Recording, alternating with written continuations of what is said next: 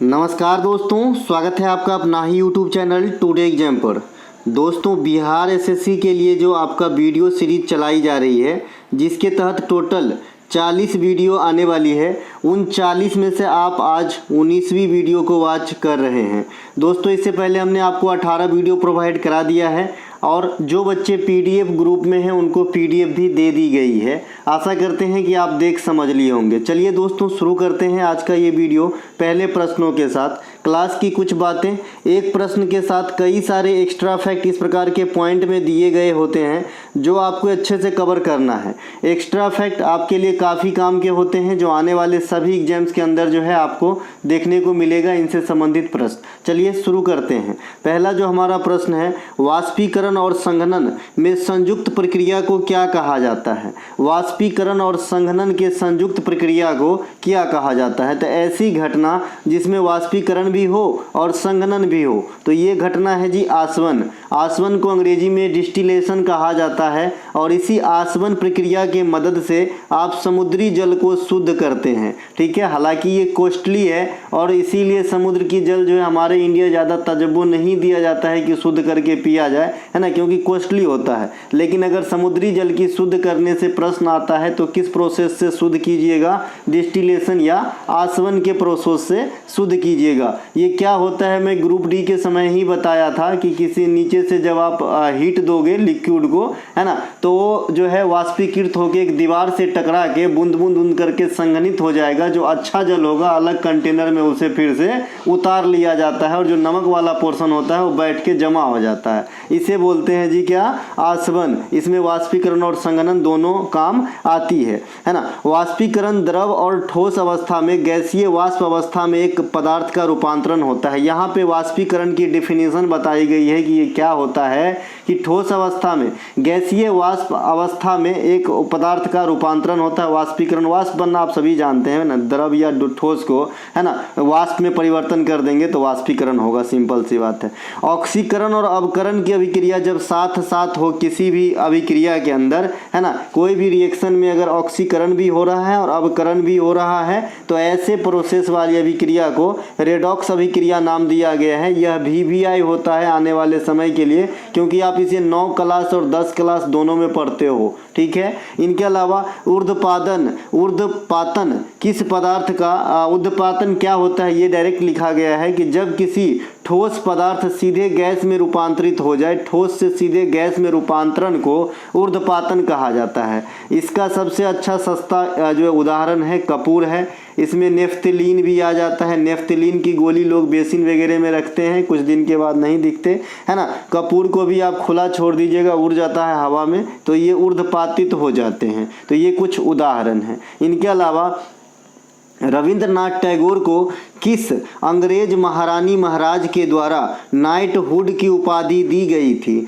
आज तक सिर्फ ईमानदारी से बताइएगा, आपने यहाँ तक गौर नहीं किया होगा। आज तक सिर्फ आपने यही याद किया होगा कि जालियांवाला बाग हत्याकांड के कारण जो है महात्मा गांधी, केसर-ए-हिंद और रविंद्रनाथ टैगोर जो है नाइटहुड की उपाधि लौटा दी थी, है ना। ये हमारी दिमाग की उपज है कि आने वाले समय में यहाँ से भी एग्जामिनर आपको क्वेश्चन जो है पूछ सकता है। ठीक है, तो जॉर्ज पंचम 1915 में रविंद्रनाथ टैगोर साहब को जो है आपका नाइटहुड की उपाधि से नवाजे थे।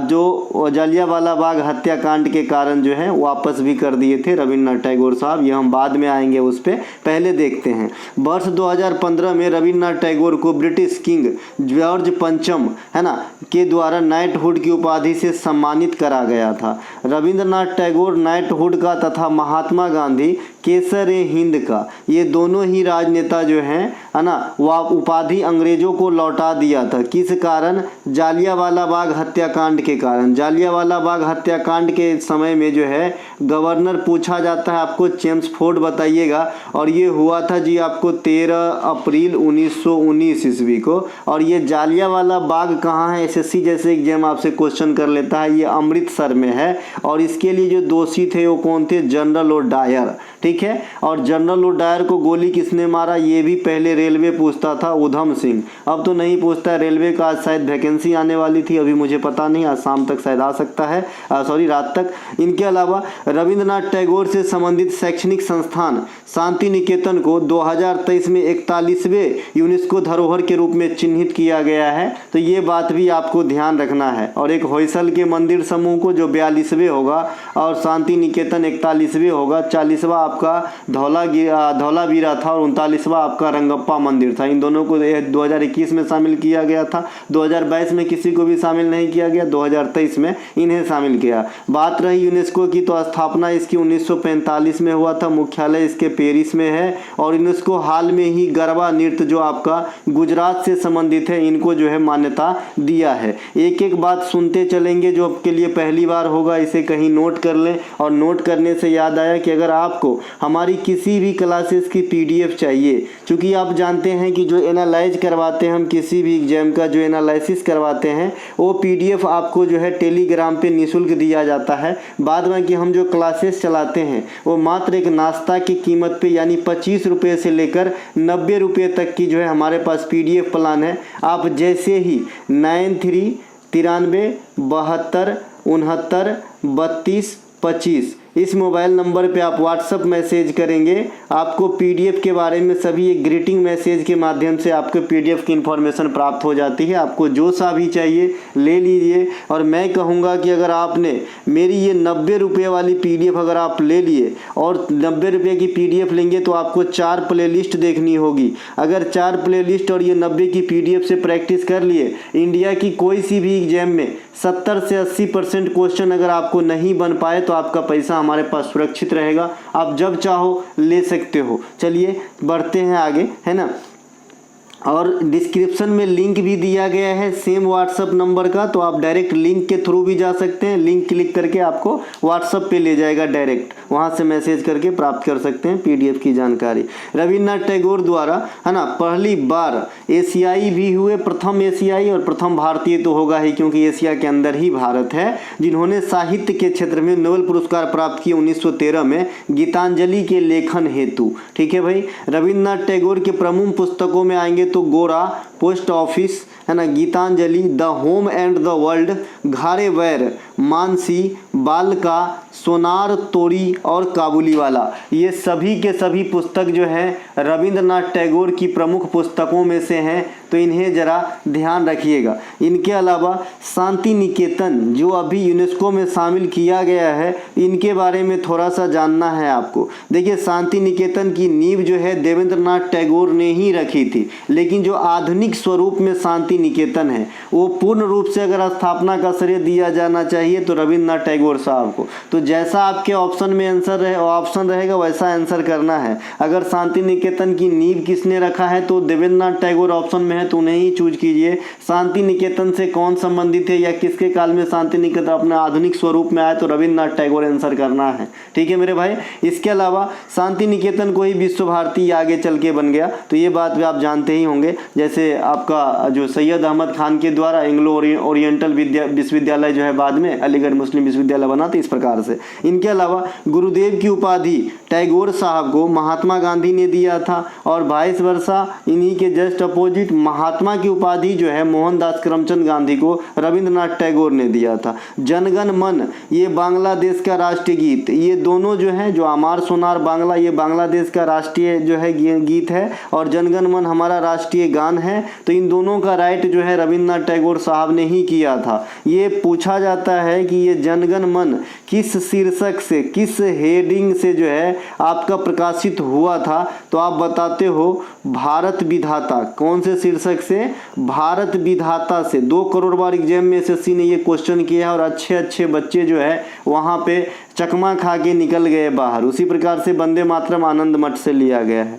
किस प्रकार के चट्टानों को प्राथमिक चट्टान कहा जाता है? देखिए, अपने पास 3 प्रकार की चट्टान होते हैं। अगर आप अंग्रेजी नाम जानते हैं तो नाम से ही क्लियर है, नहीं तो अगर ऐसे जानेंगे तो प्राथमिक चट्टान हम आग्नेयी चट्टान को कहते हैं। आग्नेयी चट्टान ये जो है सीधे सीधे प्राकृतिक घटना के फलस्वरूप बनते हैं। वैसे तो सभी प्राकृतिक घटना से ही बनते हैं, लेकिन ये इंस्टेंट रिजल्ट होता है। कैसे? जैसे ज्वालामुखी आया तो ज्वालामुखी में जो है पृथ्वी के नीचे कौन सा पदार्थ है जो बाहर निकलता है? मान लीजिए ये ज्वालामुखी का मुंह है, ठीक है, ये ज्वालामुखी का मुंह है, यहाँ से ज्वालामुखी निकल रहा है।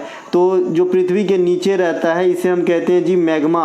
जब ये ऊपर आता है तो बन जाता है लावा, और ये लावा जब ठंडा होके रूप ले लेता है चट्टानी, तो इसी चट्टान को आग्नेय चट्टान कहा जाता है। और ज्वालामुखी का जो उद्गार जिस पैप से होता है, एक पैप नुमा जो मुंह बन जाता है, इसे क्रेटर कहा जाता है। ये भी क्वेश्चन आपके एग्जाम में आया है, ठीक है। तो आग्नेय चट्टान हो जाएगा। इसे हम प्राइमरी रॉक या प्राथमिक चट्टान भी कहते हैं। आग्नेय चट्टान का निर्माण ज्वालामुखी क्रिया के परिणाम स्वरूप होती है जब मैग्मा लावा ठंडा होकर जमता है। इसके प्रमुख उदाहरण बेसाल्ट और ग्रेनाइट, ये जो है आपके है ना आग्नेय शैल के उदाहरण है। एक होता है जी अवसादी चट्टान। अवसादन के परिणाम स्वरूप अवसादी चट्टान का निर्माण होता है। आप जानते हैं ना अवसादी चट्टान कैसे जो है हजारों वर्ष के प्रोसेस जब तलछटी में जमे हुए प्राकृतिक पदार्थ से निर्मित होते हैं, है ना। तो ये हो जाता है जी अवसादी चट्टान। इसके उदाहरण बलुआ पत्थर, चूना पत्थर, शैल इत्यादि। ये इसे जो है सेकेंडरी रॉक कहते हैं, द्वितीयक चट्टान कहा जाता है। और एक क्वेश्चन आपसे एग्जामिनर करता है कि पेट्रोलियम पदार्थ किस प्रकार के चट्टानों में पाया जाता है? तो पेट्रोलियम पदार्थ जो है ये आपका अवसादी चट्टान की ही जो है वस्तु है, तो इन्हें ध्यान रखेंगे। एक होता है जी रूपांतरित शैल। रूपांतरित शैल को हम जो है टर्शियरी यानी आप जो है थर्ड वाला कहते हैं, है ना, थर्ड वाला कहते हैं, कहीं लिखे होंगे। इसे तृतीयक चट्टानें या रूपांतरित चट्टान का दूसरा नाम है, यहाँ लिखा है तृतीयक चट्टान, है ना। ये जो है पहले से मौजूद चट्टान जो पुनः क्रिस्टलीकरण के दौरान गुजर रही है, रूपांतरित चट्टान कहलाती है। तृतीयक चट्टान भी रूपांतरित चट्टान का ही दूसरा नाम है। इसके प्रमुख उदाहरण फाइलाइट, सिस्ट, नीस, क्वार्जाइट और मार्बल इत्यादि, ठीक है। इनके अलावा चट्टानों के अध्ययन को हम पेट्रोलॉजी कहते हैं। मिट्टी, चट्टान और नदियाँ के अध्ययन काफ़ी एग्जाम में आते हैं। पेट्रोलॉजी, झील के अध्ययन को लिम्नोलॉजी, है ना, नदियाँ के अध्ययन को पोटामोलॉजी, मिट्टी के अध्ययन को पीडोलॉजी इत्यादि कहा जाता है। ये पर्यावरण से संबंधित आपके जो है स्टडी है। इनके अलावा आग्नेय चट्टान के क्षरण से काली मिट्टी का निर्माण होता है। काली मिट्टी को कपासी मिट्टी या रेगूर मिट्टी भी कहा जाता है।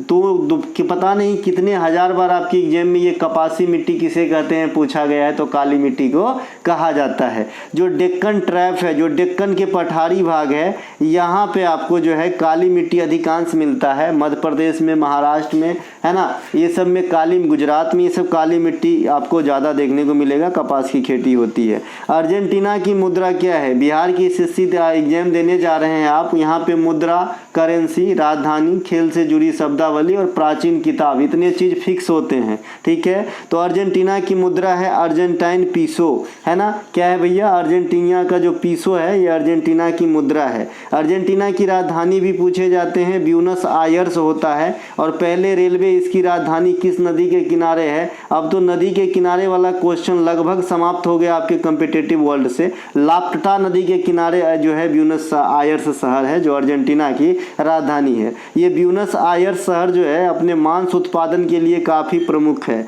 इनके अलावा जो अर्जेंटीना के संसद हैं इसे नेशनल कांग्रेस कहा जाता है, ध्यान रखिएगा। ऑस्ट्रेलिया की राजधानी है ना कैनबरा है। क्या है भाई? कैनबरा, यहाँ नहीं लिखा पाया, कैनबरा। मुद्रा क्या है? Australian dollar. और संसद का नाम है जी पार्लियामेंट, ठीक है। इनके अलावा नीदरलैंड की राजधानी है एम्स्टर्डम, है ना। मुद्रा इसके गिल्डर है, लेकिन अब ये जो है यूरो, ये यूरोपियन कंट्री है, यूरो को अपना लिया है। यूरो को अपनाने वाला अंतिम देश भी आपसे पूछता है लाटविया, है ना। इनके अलावा संसद का नाम क्या है? नीदरलैंड के संसद का नाम हाउस ऑफ रिप्रेजेंटेटिव, तो ये भी ध्यान रखेंगे नीदरलैंड की, है ना। क्यूबा की राजधानी काफ़ी पूछे जाते हैं, प्राचीन काल से हवाना है। मुद्रा इसके क्यूबियन पेसो है। संसद का नाम पीपल्स पावर है, लोगों की शक्ति। ईरान की राजधानी तेहरान है। मुद्रा इसका रियाल है। संसद का नाम है इसके मजलिस, है ना भाई, ध्यान रखेंगे। इनके अलावा भैया संयुक्त अरब अमीरात की मुद्रा क्या है? दिरहम। क्या है भैया? दिरहम। और राजधानी कहाँ है? Abu Dhabi. हालांकि यहाँ दुबई भी है लेकिन दुबई राजधानी नहीं है। इनके अलावा एंजियोस्पर्म आवृत बीजी के मादा प्रजनन अंग को क्या कहा जाता है। देखिए ये क्वेश्चन मैं सीधे सीधे पहले भी बता रखा हूँ, लेकिन थोड़ा सा एंजियोस्पर्म लगा के इसको थोड़ा सा मैं आपको डाइवर्ट करना चाहता हूँ कि आप वहीं पे अडिग हो कि घूम जाते हो, है ना। एंजियोस्पर्म आवृत बीजी होती है। देखिए दो प्रकार के पौधे होते हैं, एक तो आवृत बीजी होती है, एक नग्न बीजी होती है। ठीक है मेरे भाई, तो ये जो एंजियोस्पर्म आवृत बीजी है, इसके जो मादा जनन अंग है इसे अंडप कहा जाता है। कोई फर्क नहीं पड़ता, इसे आप स्त्री केसर, है ना, जायांग, ये सब कह सकते हो। ठीक है मेरे भाई, पुष्पी पौधे के मादा जनन अंग को स्त्री केसर कहा जाता है। मैंने बताया था कि ये कैसे कह देते हैं, क्योंकि इसके इंटरनल पार्ट और भी चीज़ों से बने होते हैं। जैसे मैं परसों के दिन एक कोई वीडियो बनाया था, उसमें मैंने आपको बताया था कि ये जो आपका वर्तिकार्ग है, वर्तिका है, ओवरी है, ये मादा जनन अंग के किस भाग के भाग हैं, तो मैं वहाँ पे बताया था कि ये किससे जुड़ा हुआ है। तो इसी प्रकार से आप इनमें से कोई भी एक ऑप्शन पाएंगे। जरूरी नहीं है कि पुष्पी पौधों के मादा प्रजनन अंग में हमेशा स्त्री केसर ही देखने को मिलेगा, हो सकता है कि जायांग भी ऑप्शन में हो, है ना। उसी प्रकार से पुरुष प्रजननी जो पौधे होते हैं, उसके जो पुरुष वाला भाग होते हैं पुष्प के, हमेशा आपका पुंकेसर ही नहीं होगा, हो सकता है कि पुमंग हो, परागकोश हो, है ना, परागन हो, ये सब में से भी काम चला लेंगे। ठीक है मेरे भाई, तो पुष्पी पौधों के मादा जनन अंग को स्त्री केसर कहा जाता है, जबकि पुरुष जनन अंग को पुंकेसर कहा जाता है। ये तो मोटा में हो गया कि जो एक ऑथेंटिक आंसर है, बाद में किससे मिलता जुलता भी, क्योंकि इन्हीं के भाग हैं सब, है ना। वर्तिकार्ग, वर्तिका और अंडाशय ये मादा जनन अंग का भाग है, जबकि पुंकेसर, परागकोश, परागकण, परागकोश, ये सभी के सभी जो है, परागकोश दो बार लिखा गया है ना। तो ये जो है आपके पुरुष यानी मादा नर जनन अंग के भाग है पुष्पों के। इनके अलावा पेड़ पौधे प्रकाश संश्लेषण में किसका इस्तेमाल करता है, क्लोरोफिल का। और क्लोरोफिल में कौन सी धातु होती है, मैं पहले बता रखा हूँ, एग्जाम में आता है, मैग्नीशियम होता है ना। पेड़ पौधे क्लोरोफिल, कार्बन डाइऑक्साइड और सूर्य के प्रकाश की उपस्थिति में जो है आपका प्रकाश संश्लेषण, फोटोसिंथेसिस की जो है क्रिया करते हैं, जो पेड़ पौधों के लिए उनकी भोजन बनाने की क्रियाकलाप है और हमें ऑक्सीजन मिलने की जो है एक सोर्स है, जो सबसे बड़ी सोर्स है। इनके अलावा पेड़ पौधा में जो जाइलम उत्तक होता है उससे जल का चढ़ाव होता है, जबकि फ्लोएम उत्तक से खाद्य पदार्थ का चढ़ाव होता है। पेड़ पौधे रंध्र या स्टोमेटा के द्वारा सांस लेते हैं। अगर आपसे कोई पूछे कि पेड़ के किस भाग से सांस चलती है, तो बताना हरे भाग से। हरे भाग से पेड़ पौधे सांस लेते हैं। पत्ता भाई हरा भाग है पत्ता, है ना, तो इससे भी सांस की क्रिया होती है, रंध्र से होती है, लेकिन मोटे तौर पर कहें तो हरा भाग से होते हैं। ये भी क्वेश्चन आपके एग्जाम में आया है। पेड़ पौधे का वलय गिनकर उम्र का पता लगाया जाता है, और पौधा का जो वृद्धि दर मापने वाला यंत्र है उसे केस्कोग्राफ कहते हैं। जैसा कि आप जानते हैं केस्कोग्राफ के खोजकर्ता भारतीय मूल के वैज्ञानिक जगदीश चंद्र बसु ही थे। इनके अलावा केंद्रीय मॉनिटरिंग इंडियन इकोनॉमी द्वारा जारी नवीनतम आंकड़ों के अनुसार मार्च 2023 तक भारत में बेरोजगारी दर कितनी थी। देखिए जो फरवरी में बेरोजगारी दर रहा है भारत का 2023 के अंदर 7.2 था, और मार्च में बढ़ के हो गया 7.8, तो लगातार 0.6 यानी आधा प्रतिशत से ज़्यादा छलांग लगाना अपने आप में इसे VVI बनाता है। इसीलिए यह मामला जरूर याद रखिएगा कि मार्च 2023 में केंद्रीय मॉनिटरिंग इंडियन इकोनॉमी के द्वारा जारी रिजल्ट के अनुसार भारत में बेरोजगारी दर 7.8% हो गया था। मैंने फरवरी का भी बता दिया, 7.2 था।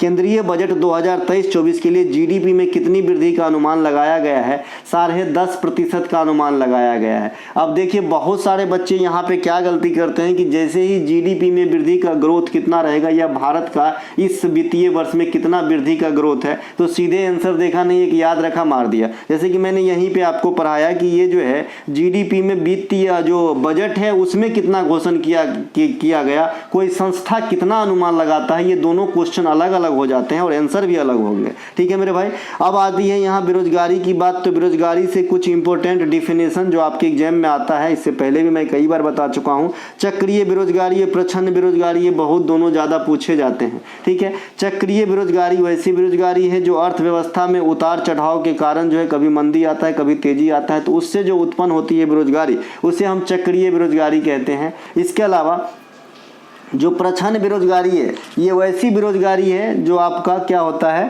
कि किसी फर्म में आवश्यकता से अधिक लोग काम पे लगे होते हैं जब देने की ज़रूरत नहीं होती है। ठीक है मेरे भाई, तो क्या होता है कि अपने परफॉर्मेंस को पूरा नहीं दे पा रहा होता है, अपने क्षमता के अनुरूप काम नहीं कर रहा होता है, लेकिन उसे काम नहीं छोड़ने की बाध्यता होती है क्योंकि उसके पास सेकेंड ऑप्शन नहीं होता। तो ऐसे बेरोजगारी को हम प्रच्छन्न बेरोजगारी कहते हैं। एक अगला बेरोजगारी का फॉर्म है मौसमी बेरोजगारी, यह क्या होता है, साल के जो है फिक्स समय में आपका आता है, खास करके कृषि सेक्टर में, है ना, जब ये आता है उससे फिक्स समय पर, तो ऐसे बेरोजगारी को मौसमी बेरोजगारी कहते हैं। एक चीज़ आपसे पूछा जाता है कि भारत में बेरोजगारी और गरीबी का अनुमान लगाने में कौन सहायता करता है, तो राष्ट्रीय नमूना सर्वेक्षण है, ये मदद करते हैं आपका अनुमान लगाने में गरीबी और बेरोजगारी का। इनके अलावा TR महालिंगम का संबंध किस वाद्य यंत्र से है ना। देखिए वाद्य यंत्र और जो आपका नाच वाच है, नृत्यांगना सब हैं, ये भी ऑट होते हैं आपके ज्ञान के लिहाज से। तो TR महालिंगम का संबंध बांसुरी से है। बांसुरी का अन्य प्रमुख जो है कलाकारों में हरिप्रसाद चौरसिया और पन्नालाल घोष, इन दोनों को आप बहुत पहले से याद कर रखे होंगे, लेकिन TR महालिंगम को भी याद रखिएगा। TH विनायक भी है किसी प्रकार से, तो ये घाटम प्ले करते हैं, घाटम। इनके अलावा अन्नपूर्णा देवी सुरबहार, क्या प्ले करते हैं, सुरबहार, तो इसे भी ध्यान रखेंगे, ठीक है भाई। इसके अलावा शंभू समीर, गोपाल मिश्रा, हनुमान प्रसाद, नारायण विनायक, ये सभी के सभी सारंगी प्ले करते हैं, तो इन्हें भी ध्यान रखिएगा। इनके अलावा पंडित रविशंकर, अनुष्का शंकर, अरविंद पारिख, निखिल बनर्जी, ये सब सितार के प्लेयर हैं। पंडित रविशंकर साहब से बहुत कुछ जानने के लिए है, आपको आपके एग्जाम में आएगा, है ना। पंडित रविशंकर को 1999 में भारत रत्न दिया गया था। पंडित रविशंकर सबसे पहले 1968 में जो है आपका ग्रैमी अवार्ड जीतने वाले प्रथम भारतीय थे, और 5 ग्रैमी अवार्ड के साथ पंडित रविशंकर सबसे अधिक ग्रैमी अवार्ड जीतने वाले भी जो है संगीतज्ञ हैं। इनके अलावा पंडित शिव कुमार शर्मा, राहुल शर्मा भजन सुपारी, संतूर प्ले करते हैं। तोताराम जी पखावज प्ले करते हैं। स्वर्गीय बिस्मिल्लाह खान साहब, ये बिहार के डुमराव के रहने वाले थे, इनकी अब डेथ हो चुकी है। ये जो है शहनाई प्ले करते थे। इनको पद्मश्री, पद्म भूषण, पद्म विभूषण और भारत रत्न 2001 में सारा जो है भारत सरकार का टॉप मोस्ट अवार्ड दिया गया है। ब्रिजभूषण कावरा का संबंध गिटार से है, गिटार प्ले करते थे। इनके अलावा दी गई गैसों का उनसे संबंधित सुगंध के साथ मिलान कीजिए। अब देखिए पहला है हमारा CO2, ये कैसा होगा, फिर है H2S SO2। तो जो कार्बन डाइऑक्साइड होती है, CO2 होती है, यह रंगहीन और गंधहीन गैस है, इसका कोई भी गंध नहीं होता है ना। तो ये आपका ऑप्शन नंबर B के साथ मैच करेगा, A का B हो जाएगा। H2S जो है ये रंगहीन होता है लेकिन सड़ा हुआ अंडा की तरह गंध देता है, तो ये आपका जो है पहला में साथ में चला जाएगा। और जो SO2 है ये तीक्ष्ण गंध देता है ना, और रंगहीन होता है, तो ये इसके साथ जो है सुटेबल में मैच किया गया है। तो इस प्रकार से आंसर दिया गया है, A का 2, B का 1 और C का 3। कार्बन डाइऑक्साइड बहुत ही भारी गैस होती है, जिसका इस्तेमाल पेय पदार्थ, जो ठंडा पदार्थ होता है, आप कोल्ड ड्रिंक्स वगैरह पीते हो, उसमें इस्तेमाल होता है। आग बुझाने के लिए भी इस्तेमाल होता है कार्बन डाइऑक्साइड का। पेड़ पौधे के द्वारा प्रकाश संश्लेषण में इसका इस्तेमाल किया जाता है। यह गैस ग्रीन हाउस प्रभाव के लिए उत्तरदायी है, यानी ये भी ग्रीन हाउस गैस के अंतर्गत आ जाती है। मैंने आपको देहाती लैंग्वेज में बता दिया है कि जो भी गैस हमारे लिए फायदा से ज़्यादा नुकसानदेह हो, वो जो है सभी आपको जो है ग्रीन हाउस गैसेस में आ जाएंगे। इनके अलावा सल्फर डाइऑक्साइड के कारण अम्लीय वर्षा की उपस्थिति उत्पन्न होती है। जब वर्षा की जल में pH का वैल्यू 5.4 से घटने लगता है, तो जो है ऐसे जल को आप जो है अम्लीय वर्षा कहोगे, अगर वर्षा के माध्यम से ऐसी जल गिर रही है तो, ठीक है। इनके अलावा ठोस कार्बन डाइऑक्साइड को सॉलिड ऐश जो है, ठोस कार्बन डाइऑक्साइड को शुष्क ड्राई ऐश कहा जाता है, ठीक है। इसके अलावा ओजोन गैस में ऑक्सीजन के 3 अणु होते हैं, इस प्रकार से लिखा रहता है ओजोन का, ठीक है। और ओजोन जो है आपका अल्ट्रावायलेट रेज से बचाता है, और अल्ट्रावायलेट रेज से बचाता है, और इस ओजोन को क्षति कौन पहुंचा रहा है, CFC क्लोरोफ्लोरोकार्बन।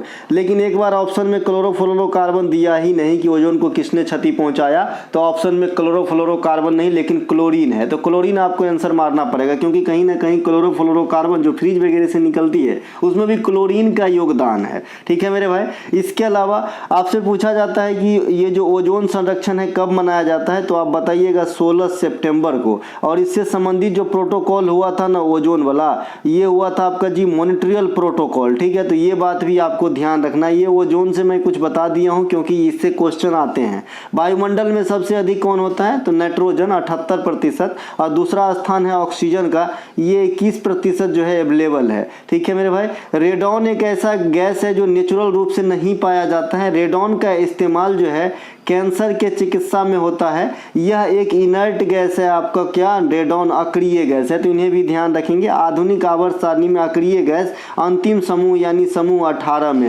है ना। Helium, argon, krypton, xenon, radon, neon, ये सब है ना। बिहार के राजमार्ग, देखिए राजमार्ग दो प्रकार का तो होता है जनरली, आप जानते हैं, एक बीआरओ के द्वारा भी बनाए गए रोड होता है, परिवहन होता है, तो ये बॉर्डर एरिया में होते हैं। बाद बाकी इधर की अगर एनएच की बात करें तो एक केंद्र सरकार की एनएच होती है और एक राज्य सरकार की एनएच होती है, तो है ना। तो जो राज्य सरकार की है, जो संबंधित राज्य इसके देखरेख करने में योगदान देता है। जो केंद्र सरकार का है ना, ये केंद्र सरकार इसकी देखरेख जिम्मेवारी करते हैं मरम्मत वगैरह की, ठीक है। तो जो राजमार्ग है ना बिहार में, एनएच वगैरह, जैसे एनएच 57 वगैरह है ना, तो ये जो है किसके साथ 2023 में करार किया है ताकि इसे जो है अच्छे से चलाया जा सके। तो ये आपका एशियाई विकास बैंक के साथ जो है समझौता किया है बिहार राज्य, ताकि जो है बढ़िया से राजमार्गों को मतलब क्या कह सकते हैं, बनाना हो या फिर उसे जो है मरम्मत करना हो, यानी उस पर जो है जो फंड है वो किसके साथ हाथ मिलाकर किया है, तो एशियाई विकास बैंक के साथ, ठीक है। इसके बाद बिहार का एग्जाम देने जा रहे हैं, एक अच्छी बात हो रही है, तो ये क्वेश्चन आपके एग्जाम में आने के लिए पूरी तरीके से तैयार है, ठीक है। एशियाई विकास बैंक की स्थापना की बात करेंगे 1966 में, ये भी पूछा जाता है। इसका मुख्यालय फिलीपींस मनीला में है और वर्तमान अध्यक्ष मोत्सुको असाकावा है, जो जापान के रहने वाले हैं, ठीक है। इसके अलावा जो ये फिलीपींस मनीला आप देख रहे हैं ना, ये फिलीपींस मनीला में अंतर्राष्ट्रीय चावल केंद्र भी है। राष्ट्रीय चावल केंद्र कहाँ है, आप लोग मुझे कमेंट करेंगे। ऑप्शन है, एक कटक है, दूसरा देहरादून है, तीसरा आपका जो है हैदराबाद है ना, हैदराबाद, और चौथा आपका जो है पूसा है। तो आप लोग बताना कि कहाँ पे है भैया राष्ट्रीय चावल संस्थान। इसके अलावा असम राज्य ने गूगल के साथ एक समझौता किया है ताकि डिजिटल शिक्षा में बढ़ावा दिया जाए, है ना। तो ये भी एक क्वेश्चन है करंट का। वर्तमान में असम के मुख्यमंत्री हेमंत बिस्व शर्मा, जो वर्तमान में बैडमिंटन एसोसिएशन ऑफ इंडिया के जो है अध्यक्ष भी हैं। इनके अलावा हरित हाइड्रोजन के लिए भारत ने सऊदी अरब के साथ करार किया है 2023 में। कृषि को बढ़ावा देने हेतु कर्नाटक सरकार ने ईसा फाउंडेशन के साथ हाथ मिलाया है, और ये ईसा फाउंडेशन आप सभी जानते हैं कि कौन चलाते हैं, तो ये जो सदगुरु है ना, बुलेट भी चलाते हैं, बड़े बड़े दाढ़ी रखे हैं, काफ़ी ज़्यादा ज्ञानी पुरुष हैं, तो इनके द्वारा ही संचालित किया जाता है ईसा फाउंडेशन। तो इन्हीं के साथ जो है कर्नाटक सरकार ने करार किए हैं ताकि कृषि को जो है बढ़ावा दिया जा सके। पोटेशियम का नाम किस लैटिन शब्द से लिया गया है, तो पोटेशियम का नाम कैलियम से लिया गया है, तभी तो पोटेशियम का सूत्र आपका के होता है, नहीं तो पी हो जाना चाहिए अगर पी से कुछ होता तो, है ना। तो इसीलिए पोटेशियम का सूत्र क्या होता है, के होता है, के का फॉर्म कैलियम से है। सीसा का लैटिन नाम है ना प्लम्बम, और सीसा का रासायनिक सूत्र पीवी होता है। सोना का लैटिन नाम ऑरम, एयू होता है। चांदी का लैटिन नाम अर्जेंटम, एजी होता है। टीन का लैटिन नाम एस्टाइनम, एसएन होता है। टीन है ये, टीन है ना, टीन। इसके अलावा अब बायोलॉजी में एक द्विनाम पद्धति है, तो उसके जनक कैरोलस लिनियस को कहा जाता है। यहाँ केमिस्ट्री से इसका कोई मतलब नहीं है, लेकिन मिलता जुलता फॉर्म है द्विनाम पद्धति। यहाँ लैटिन नाम की बात हो रही है, तो मैंने यहाँ पे रख दिया कैरोलस लिनियस को कहा जाता है।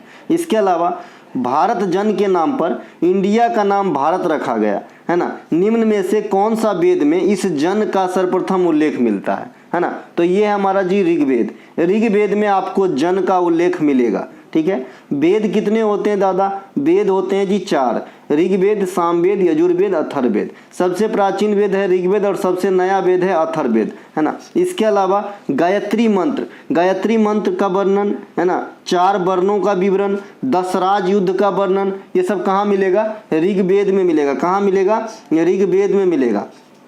अगर आपसे पूछे कि ऋग्वेद में गंगा का उल्लेख कितनी बार, तो कहिएगा जी 1 बार। और सबसे पवित्र नदी सरस्वती को माना है ना। कल या परसों एक क्वेश्चन बताया था आपको कि वैदिक सभ्यता किस नदी के किनारे फले फूले हैं, तो आप बताइएगा सरस्वती नदी के किनारे, ठीक है। इसके अलावा ऋग्वैदिक काल में सर्वाधिक शक्तिशाली देवता इंद्र थे, पुरंदर कहा जाता था इंद्र को। एगो पुरंदर का संधियो हुआ है, ठीक है मेरे भाई। भारतीय संगीत का जनक सामवेद को कहा जाता है। जादू टोना, वशीकरण इत्यादि का जिक्र अथर्ववेद में देखने को मिलेगा, जबकि कर्मकांड का ज्ञान जो है ना, यज्ञ कर्मकांड का ज्ञान, ये मिलेगा आपको जी यजुर्वेद में, ठीक है। तो ये एक स्पेशल अंतर है, ध्यान रखिएगा। चूंकि जो यज्ञ कर्म कांड है ये उच्च स्तर के उच्च कोटि के काम है, तो आपको यजुर्वेद में मिलेगा। बाद बाकी मैं इसलिए इसे अलग से समझाने की कोशिश कर रहा हूँ कि बच्चे जनरली ये याद कर लेते हैं कि जो भी आपके इधर का चीज़ है ना, वशीकरण, जादू, टोना टोटका, है ना, तो ये सभी जो है देखते ही अथर्ववेद मार देना, ऐसा नहीं है। थोड़ा पढ़िए, यज्ञ का जो कर्मकांड है ये समझाया गया है यजुर्वेद में। इनके अलावा वेद को आसानी से समझने के लिए वेदांग मदद करते हैं, और वेदांग कितने हैं? 6। पुराण कितने हैं जी? 18। पुराण में सबसे पुराना पुराण है जी मत्स्य पुराण, और मत्स्य पुराण किस शासक को रिलेट करता है? आंध्र सातवाहन को, ठीक है। इसके अलावा सिमुक इसके संस्थापक हुआ करते थे। ऋग्वैदिक काल में रावी नदी को पुरुषनी, झेलम को वितस्ता, चिनाव को आस्किनी, सतलज को सुतुद्री कहा जाता था। यहाँ से भी क्वेश्चन आपके एग्जाम में आते हैं। ऋग्वेद में जो मंत्रों का उच्चारण करने वाले पुरोहित हुआ करता था उसे होत्र या होता कहा जाता है। सामवेद में पुरोहित को उद्गाता कहा जाता है, और यजुर्वेद में पुरोहित को अर्घ्यु कहा जाता है, जो इसके अध्ययन करते हैं, मतलब पुरोहित से ये तात्पर्य है यहाँ पर। इनके अलावा प्रसिद्ध कोया विद्रोह निम्नलिखित में से किस क्षेत्र में हुआ था? देखिए, कोया विद्रोह नदी के जो है तर्ज पे आपका जो है ऑप्शन दिया गया है, गंगा क्षेत्र, महानदी क्षेत्र, गोदावरी क्षेत्र, ब्रह्मपुत्र क्षेत्र। इसके लिए आपका आंसर हो जाएगा जी गोदावरी क्षेत्र, ऑप्शन नंबर सी, है ना। इसके अलावा कोया विद्रोह गोदावरी क्षेत्र में 1879-80 के बीच हुआ था, कोया, है ना, कोया जनजाति। इसके अलावा संथाल विद्रोह यह 1885 में छोटा नागपुर के पठारी भाग में हुआ था। सिद्धू और कान्हू इसके मेन सूत्रधार थे, और उस समय गवर्नर कैनिंग था। कोल विद्रोह 1829, है ना। इसके अलावा कोल विद्रोह 1829 यहाँ पे 2 बार लिखा गया है। बंगाल में सिपाही विद्रोह, है ना, बंगाल में सिपाही विद्रोह 1764। भारत छोड़ो आंदोलन जो मेन वाला हुआ अंग्रेजों के साथ 1857, बड़े पैमाने पे इंडिया के हर एक हिस्से से लोगों ने भाग लिया। अहम विद्रोह असम में गोमुधर कंवर के द्वारा, कुका आंदोलन राम सिंह बालक सिंह के द्वारा पंजाब में, और मोपला विद्रोह केरल में। तो ये कुछ विद्रोह है जो आपके पूछे जाते हैं। उस दिन मैंने आपको, है ना, बहावी विद्रोह बताया था, बहावी आंदोलन जो बिहार इसका पटना केंद्र था, अहमद बरेलवी के द्वारा चलाया गया था, वो भी ध्यान रखिएगा। चिपको आंदोलन सुंदरलाल बहुगुणा के द्वारा पेड़ पौधे के संरक्षण हेतु 1973, कहाँ से? उत्तराखंड में। बिश्नोई आंदोलन ये भी वन्यजीव संरक्षण से संबंधित है, जो पेड़ पौधे के कटने से बचाए। अमृता देवी बिश्नोई इसके प्रमुख सूत्रधार थे, राजस्थान में।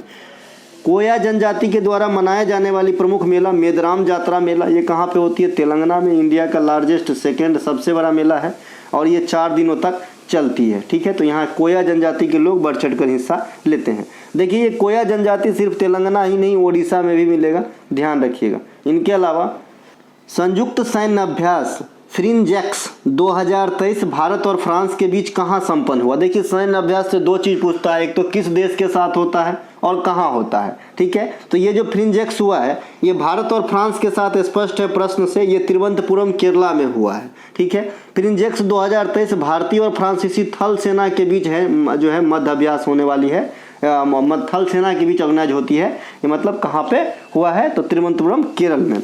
इसी प्रकार से एक है जी अपेंडेक्स 2023, ये भारत और अफ्रीकी 23 देश एक साथ, है ना, भाग लिया था। ये भी थल सेना का संयुक्त अभ्यास है, एक तरफ भारत दूसरी तरफ 23 अफ्रीकी छोटे छोटे देश, है ना, तो ये भाग लिए थे। ये पूना में संपन्न हुआ है। एक है जी स्लाइनेक्स 2023, ये 10वां एडिशन था स्लाइनेक्स का, ये आपका हुआ है कोलंबो में। भारत और श्रीलंका के जो है नौसेना के बीच होता है, ये नेवी पावर के बीच जो है एक्सरसाइज है।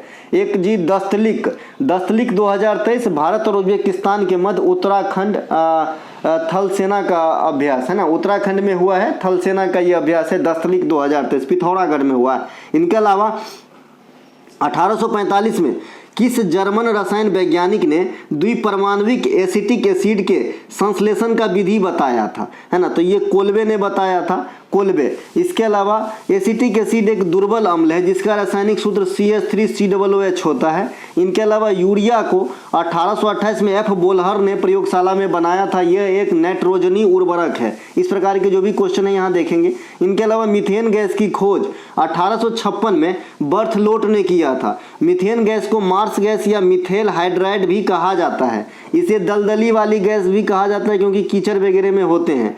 यह खाद्यान्न फसलों के अंतर्गत धान के फसलों वाली खेतों में पाई जाती है, क्योंकि धान की जो फसल होती है उसके खेत में हमेशा पानी लगा होता है, और वो पानी में जो आपका जो काई जैसे शैवाल का परत बैठता है उसके नीचे आपके मीथेन गैस होती है, और कीचड़ में तो होता ही है। ठीक है, मीथेन का रासायनिक सूत्र यह CH4 होता है। खाद्य पदार्थ में इस्तेमाल की जाने वाली सिरका, एसिटिक एसिड ही कम मात्रा में सिरका में होता है, बहुत कम मात्रा में, 4 से 10% से कम होता है, ऐसा मानिए, न ज़्यादा रहेगा दिक्कत होगा। खाद्य पदार्थों में संरक्षण हेतु सोडियम बेंजोएट का प्रयोग किया जाता है, और उस दिन मैंने आपको बताया था कि कौन से चीज़ में कौन सा अम्ल पाया जाता है, और एक चीज़ मैंने बताया था कि घास फूस में, है ना, ऑप्शन है ऑक्जेलिक अम्ल, तो ठीक, अगर ऑप्शन में ऑक्जेलिक अम्ल है ही नहीं तो क्या मारोगे, तो बेंजोइक अम्ल से भी काम चला लोगे। घास फूस में ये भी पाया जाता है, बताया था, है ना। पढ़िए इस तरीके से, जब ऑप्शन नज़र ना आए फिर भी सही करके आने का है ना, क्योंकि एक चीज़ का एक से अधिक आंसर तो हो ही सकता है, बहुत सारे ऐसे चीज़ हैं, है ना। भारत सरकार अधिनियम 1935 के अनुसार संघ सूची और राज्य सूची में कितने विषय शामिल था। जब 1935 अधिनियम में था तो उस समय से कितने संघ सूची और राज्य सूची में विषय दिए गए हैं, और वर्तमान में कब कितने हैं। तो संघ सूची में 59 और राज्य सूची में 54 थे इस अधिनियम के अनुसार। इसके बाद भारतीय संविधान के सबसे अधिक योगदान जो है ये भारत सरकार अधिनियम 1935 का है। मैंने आपको बताया था कि कई सारे देशों से हमने संवैधानिक तथ्यों को जो है अपनाया है, फिर भी सबसे अधिक चीज़ जो है आप 1935 भारत सरकार अधिनियम के चीज़ से ही ग्रहण करा गया है। समवर्ती सूची ऑस्ट्रेलिया के संविधान से लिया गया है। संघ सूची, राज सूची, समवर्ती सूची, इन तीनों सूचियों को आप कहाँ देखेंगे, 7वीं अनुसूची में देखेंगे। जो अनुसूची हमारे संविधान में वर्तमान में कितने हैं, 12, और जब बनना था तब कितना था, 8। ठीक है, और 22 गो भाग है वर्तमान में, जो 25 भागों में विभक्त है। जब बना था तभी वो 22 गो भाग था। इनके अलावा वर्तमान में संघ सूची में 100 विषय है, राज्य सूची में 61 गो और समवर्ती सूची में 52 गो विषय शामिल है। भारत सरकार 1935 के द्वारा बर्मा म्यांमार से अलग हुआ था, ये बात भी ध्यान रखना है आपको। इसके अलावा राष्ट्रीय खेल पुरस्कार 2023 के अंतर्गत दिए गए पुरस्कारों में द्रोणाचार्य पुरस्कार लाइफ टाइम श्रेणी में सम्मानित श्री जसकीरत सिंह ग्रेवाल का संबंध किस खेल से है। तो जो द्रोणाचार्य पुरस्कार यानी जो खेल पुरस्कार 2023 है अभी वितरित किए गए हैं, और आपको 9 जनवरी 2023 को राष्ट्रपति भवन में इन पुरस्कारों का वितरण होगा। आप लोग वितरण समारोह भी देख सकते हैं ऑनलाइन, है ना। तो ये जो पुरस्कार है इस बार जो जसकीरत सिंह को दिया गया है लाइफ टाइम के श्रेणी में द्रोणाचार्य पुरस्कार, तो ये किस खेल से संबंधित है, तो गोल्फ से। ठीक है, भारत में एक जीव मिल्खा सिंह भी गोल्फर है ना, जीव मिल्खा सिंह, ये मिल्खा सिंह के पुत्र हैं। और मिल्खा सिंह तो जानते ही हैं क्या थे भैया, है ना। मिल्खा सिंह के आत्मकथा काफ़ी पूछे जाते हैं। The race of my life, ये SSC ने पिछले साल 5-6 बार पूछा, है ना, क्योंकि पिछले साल मिल्खा सिंह साहब की मृत्यु भी हुई थी इसलिए। इसके अलावा द्रोणाचार्य पुरस्कार की शुरुआत 1985 में हुआ था। ये सिर्फ खेल के प्रशिक्षक को ही दिया जाता है, और 2023 के लिए यह 8 जो है कोच को दिया गया है, प्रशिक्षकों को दिया गया है। अब किनको किनको दिया गया है यहाँ पे देख लीजिए। सबसे पहले ये 2 श्रेणी में होता है, वो तो रेगुलर श्रेणी में होता है, और एक वो आपका लाइफ टाइम श्रेणी में होता है। तो इधर वाला जो बाएं साइड देख रहे हैं रेगुलर श्रेणी में है, और इधर जो है लाइफ टाइम श्रेणी में है। तो रेगुलर श्रेणी में श्री ललित कुमार रेसलिंग से संबंधित है, श्री RB रमेश चेस से संबंधित है, श्री महावीर प्रसाद सैनी, है ना। इस जो मतलब ये कॉमन श्रेणी से यानी रेगुलर श्रेणी से जब भी पूछेगा श्री महावीर प्रसाद सैनी को पूछेगा, क्योंकि ये पैरा एथलेटिक्स से संबंधित है। और जब भी कोई चीज़ पैरा वाला खेल से जुड़ा हो तो ज़्यादा इम्पोर्टेंसी रखता है एग्जाम में आने के लिहाज से, क्योंकि ये एक समाज के लिए प्रेरणा भी बनते हैं कि भाई डिजेबल्ड होके भी यहाँ तक तो तुम तो सकुशल हो। ठीक है मेरे भाई, तो इसीलिए इन्हें बढ़ावा दिया जाता है, तो इन्हें ध्यान रखेंगे। श्री शिवेंद्र सिंह हॉकी से, है ना, श्री गणेश प्रभाकर दबरुखर ये मलखंब से, है ना। और जो लाइफ टाइम श्रेणी में है श्री जसकीरत सिंह ग्रेवाल ये आपका गोल्फ से, श्री भास्करन ई कबड्डी से, श्री जयंत कुमार पुसीलाल ये टेबल टेनिस से संबंधित है। तो इस प्रकार से 5, 3, 8 जो है प्रशिक्षकों को दिया गया। इनके अलावा वर्ष 2023 में 26 खिलाड़ियों को अर्जुन पुरस्कार दिया गया। अर्जुन पुरस्कार की शुरुआत अपने आप में 1961 में हुआ था, और इस बार क्रिकेट के खेल में ना एकमात्र खिलाड़ी मोहम्मद शमी को दिया गया है ना। मोहम्मद शमी को कल एक बच्चा ने कमेंट करके बताया कि कोई चीज़ का ऑपरेशन हुआ है, ऊपर वाले से दुआ करूंगा कि जल्दी ठीक हो जाए। ये उभरता हुआ सितारा है भाई हमारे क्रिकेट के लिहाज से। इनके अलावा अट्टुकल पोंगल उत्सव किस राज्य में मनाया जाता है? एगो तो खाली पोंगल होता है, एगो होता है जी अट्टुकल पोंगल। तो ये अट्टुकल पोंगल जो है ये केरला में मनाया जाता है, ठीक है। अट्टुकल पोंगल केरल स्थित अट्टुकल भगवती मंदिर है ना, तो यहीं पर जो है ये वाला त्यौहार मनाया जाता है और इसमें महिलाएं बढ़ चढ़कर भाग लेता है, ठीक है, लेती है, माफ़ कीजिएगा। और ये जो आपका अट्टुकल भगवती मंदिर है जो केरल के अंदर है, इसे महिलाओं का सबरीमाला भी कहा जाता है। देखिए कौन सी बात कभी एग्जाम में आ जाए कोई ठीक नहीं। मैंने आपको बताया था बतुकम्मा को फूल का त्यौहार कहा जाता है, पोतोंदू से मतलब हमारा जो है पोंगल से मतलब हमारा जो है मकर संक्रांति के समय है ना, वहाँ पे तमिलनाडु में होने वाली त्यौहार से है, जिसके कितने दिन होते हैं? तो 4 दिन होते हैं। ये भी आपके एग्जाम में पूछ दिया गया था, ठीक है मेरे भाई।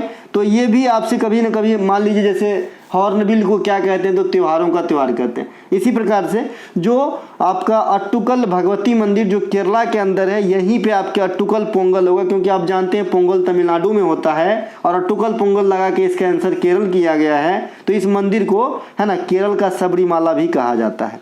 पोंगल का त्यौहार मकर संक्रांति के समय तमिलनाडु में 4 दिनों तक मनाया जाता है। इसी त्यौहार के मौके पे जल्लीकट्टू खेल का आयोजन किया जाता है। जल्लीकट्टी पिक्चर भी है ना, सांरों को छोड़ दिया जाता है, थोड़ा सा मदहोश करके फिर पकड़ा जाता है, खतरनाक खेल है। केरल के अन्य प्रमुख त्योहारों में ओणम होता है, त्रिशूर पूरम और बीसू। बीसू जो है मलयाली नववर्ष है, यानी केरल का नववर्ष त्यौहार है। केरल में ही भारत की सबसे पुरानी मस्जिद शेख जुरामन मस्जिद स्थित है, इसे भी ध्यान रखेंगे। केरल में साइलेंट वैली परियोजना नेचुरल साइट है, इसे भी ध्यान रखेंगे। और एक सिलिकॉन वैली है जो आपका बंगलुरु में है ना। केरल के प्रमुख मंदिरों में सबरीमाला, बाइकोम महादेव मंदिर, नाम से स्पष्ट है कि महादेव का है, कैबियूर महादेव मंदिर, ताली मंदिर, बड़क्कुनाथन मंदिर, ये सभी के सभी कहाँ पे है? केरल में है। केरल को भारत में मसालों का उद्यान कहा जाता है। थोरियम का सबसे बड़ा भंडार केरल में है। और मैंने आपको उस दिन बताया था कि भारत में यूरेनियम का जो खोजा गया नया भंडार है सबसे बड़ा, ये आंध्र प्रदेश में है, ठीक है, इसे भी ध्यान रखेंगे। इसके अलावा आवर्त सारणी के किस तत्व का नाम डायनामाइट के आविष्कारक तथा नोबेल पुरस्कार के संस्थापक अल्फ्रेड नोबेल के नाम पर रखा गया है? तो जो परमाणु क्रमांक 102 है, यह अल्फ्रेड नोबेल के नाम पे रखा गया है आपके आधुनिक आवर्त सारणी में, तो इसे ध्यान रखेंगे, ठीक है। यहाँ पे देखिए 102 आपको जो है नीचे वाले में एक्टिनोइड तत्व में मिलेंगे, सेकेंड लास्ट, इसे नोबेलियम कहते हैं, NO है ना, ये नोबेल के जो है आपका अल्फ्रेड नोबेल के नाम पे रखा गया है, ठीक है। इसके अलावा है ना, जो नोबेल पुरस्कार की शुरुआत है 1901 में करा गया था 5 क्षेत्रों में। बाद में 1968 1969 में स्वीडन के सेंट्रल बैंक, जो स्वीडन के केंद्रीय बैंक है, उनके द्वारा अर्थशास्त्र में भी नोबेल पुरस्कार स्टार्ट किया गया। इस प्रकार से 5 से 6 हो गए। और इस बार का जो इकोनॉमिक्स का नोबेल पुरस्कार 2023 में आया है, ये क्लॉडिया गोल्डेन को दिया गया है। क्लॉडिया गोल्डिन है ना, तो ये अमेरिका के रहने वाले हैं। तो इन्हें जो है इस बार इकलौता मिला है इकोनॉमिक्स के अंदर। और गोल्डन मतलब सोना, सोना मतलब धन, तो मैं बता ही दिया था, याद रखने की कोई ज़रूरत नहीं है, ऐसे याद हो जाएगा। इनके अलावा मोस्ले निर्मित आधुनिक आवर्त सारणी जो आप देख रहे हैं, इसमें 118 तत्व हैं, 7 आवर्त हैं, 18 वर्ग हैं और परमाणु क्रमांक के बढ़ते क्रम में सजाया गया है ना। आवर्त, ये लेटा हुआ वाला भाग को आवर्त कहते हैं। कोई बच्चे इन्हें भी ना गुन ले कि भाई 7 और 2 9 है, तो ये 7 ही है। होता क्या है, एक जैसे गुणधर्म मिलने वाले तत्व को इसे कहते हैं भैया एक्टिनोइड। जो ये नीला कलर जिस आवर्त 7 से उठाया गया है, और ये हल्का हरा कलर ये आवर्त 6 का भाग है, लेंथेनाइड, ठीक है। तो इसी आवर्त में ही है, लेकिन इसे अलग से दर्शाया गया है, ठीक है, इसीलिए मात्र 7 गो आवर्त। इसके अलावा मेंडलीव निर्मित आवर्त सारणी, जिसकी प्रकाशन 1869 में हुआ था, है ना। 1-2 साल पहले ये अपना 150वां वर्षगांठ मनाया था। और ये क्वेश्चन आपके SSC CGL ने किया था कि निम्नलिखित में से है ना किसकी आवर्त सारणी अभी हाल में ही 150वां वर्षगांठ मनाया है? तो ये आपका मेंडलीव का। इसके अलावा मेंडलीव में 73 गो तत्व था, 7 गो आवर्त और 9 गो वर्ग था, और परमाणु भार पे आधारित हुआ करता था। तो ये ध्यान रखेंगे। न्यूलैंडस के अष्टक के नियम सिर्फ कैल्शियम तक लागू होता था। और अष्टक का नियम क्या था मैं बता दिया है कि न्यूलैंडस ने कहा कि कोई भी तत्व जो उनके 8वें तत्व आएंगे उनसे मिलते जुलते गुणधर्म को रखता है। और त्रिक का नियम जो डोबेराइनर ने दिया था, ये भी मैंने आपको बता दिया था कि क्या होता है, कि त्रिक का नियम डोबेराइनर ने कहा कि अगर किसी तत्व के उनके परमाणु भार के अनुसार, है ना, आरोही क्रम में अगर सजाओगे तो ये सेकेंड वाला जो तत्व है ना, तो ये पहला और तीसरे के परमाणु द्रव्यमान के औसत के बराबर हो जाते हैं। ठीक है, तो इस प्रकार से जो है त्रिक का नियम है। अगला है कि निम्न में से किसका मिलान सही नहीं किया गया है। पावर वाट के साथ एकदम सही है, ज्योति तीव्रता कैंडेला सीडी के साथ सही है ना, पदार्थ का परिमाण मोल के साथ एकदम सही है, प्रतिरोधकता का मैच ओम के साथ किया गया जो गलत है। प्रतिरोधकता का मात्रक होता है ओम मीटर जी, क्या होता है जी, ओम मीटर। तो ऑप्शन नंबर डी यहाँ पे गलत मैच है।